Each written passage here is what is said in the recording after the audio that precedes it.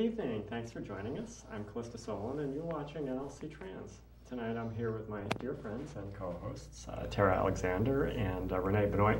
Stacy could not be with us tonight. Hopefully she'll be back next week. And we have two very special guests tonight.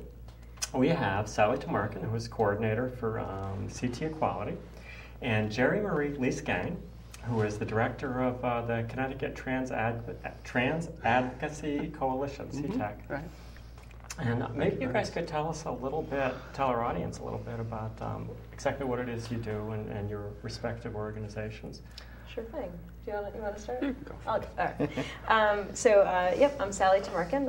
I am the coordinator of CT Equality, and we are a coalition of organizations in Connecticut who are working to pass a bill that would add the phrase gender identity or expression to Connecticut's non-discrimination statutes. And we are led by Connecticut Trans Advocacy Coalition and Connecticut Women's Education and Legal Fund, and then a bunch of other fantastic organizations throughout the state. Cool. Yeah.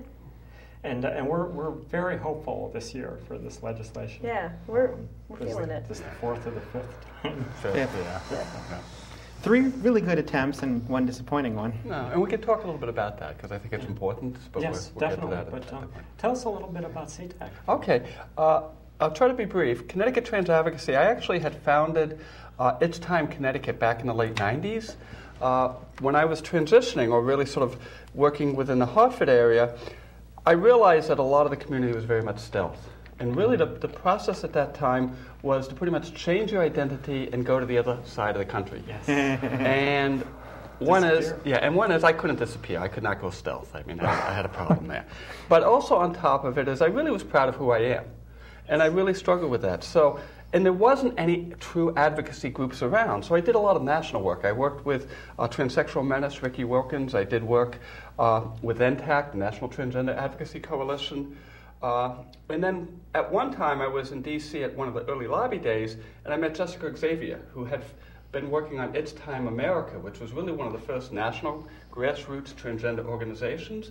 And so she asked me if I was interested in creating It's Time Connecticut. There was an It's Time Massachusetts that Penny Ash-Matz had organized. So I came back and I organized at that level. And another thing that was important, when I was doing federal work and national work, you talk to legislators, and in that day, legislators justifiably said, you're here talking about changing federal laws, and there's no changes in the state. And if you look, before 2000, there was very little state action. And so it really sort of changed my whole mentality, because I was very much believed in activism and organizing. And so I came back and I did create It's Time Connecticut, and I've really since then focused on state organizing. And so I worked on It's Time Connecticut. It then became Connecticut Trans Advocacy. And very briefly, we work in 3 primary areas. We do policy and legislative work. We passed a hate crime bill. We worked with QUALF, Connecticut Women's Education Legal Fund, back in 2003, I think. We're working on the anti-discrimination bill. We also do a lot of policy work, helping to change. We worked within sexual domestic violence shelters to really start to take non-operative trans women. We work and help educate, and with that, the second level is we actually do education. We do a lot of education with service providers throughout the state. And then finally, we do a one-on-one advocacy. We work a lot with the community. They call us. They may have trouble getting housing, getting into a homeless shelter, just having trouble with their mental health provider. And so we really work at those various 3 levels as an organization. And we're a purely grassroots organization. Yeah. Very cool. Very good. So what is the status at this point with the legislation? Sure, I'll start. You can jump in.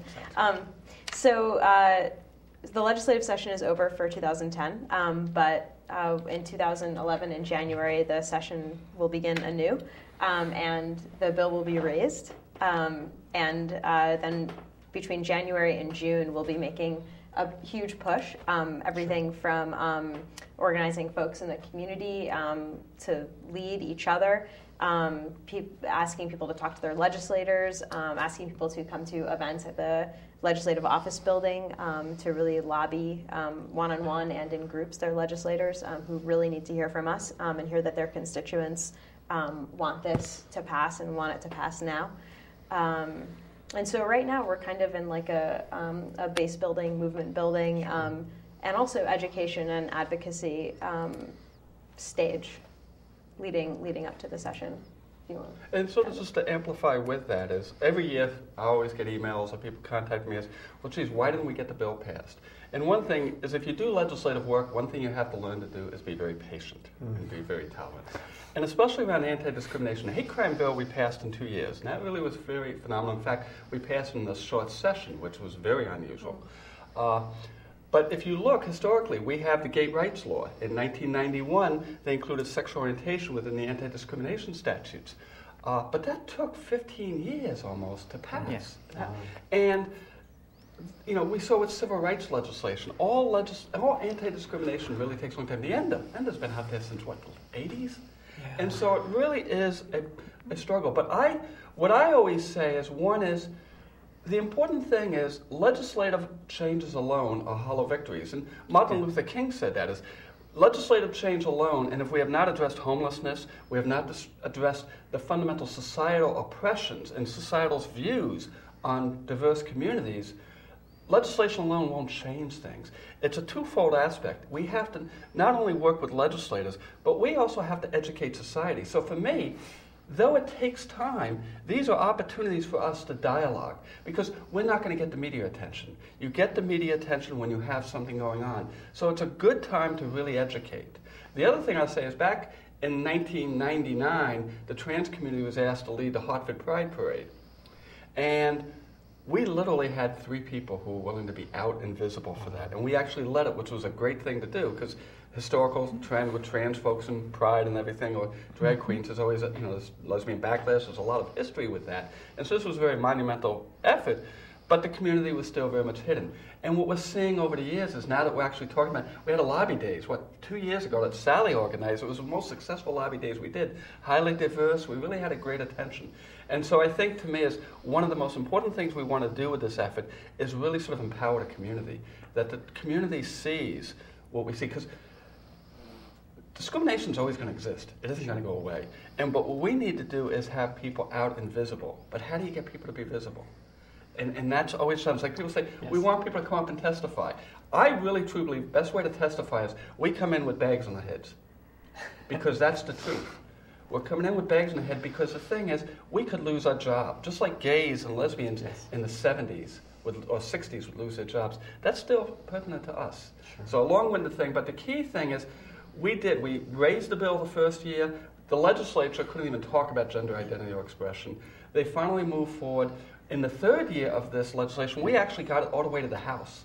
It passed 4 committees nearly unanimously. It passed the Senate nearly unanimously. Huge margin in the Senate. It was phenomenal. Yeah. The bill did not have barriers, and we also defeated bad amendments, negative amendments that were put to it. So it really went well. But what happened is, there's a small cadre of people who want to stop things. You have that 20% who will stop, who really don't want to sort of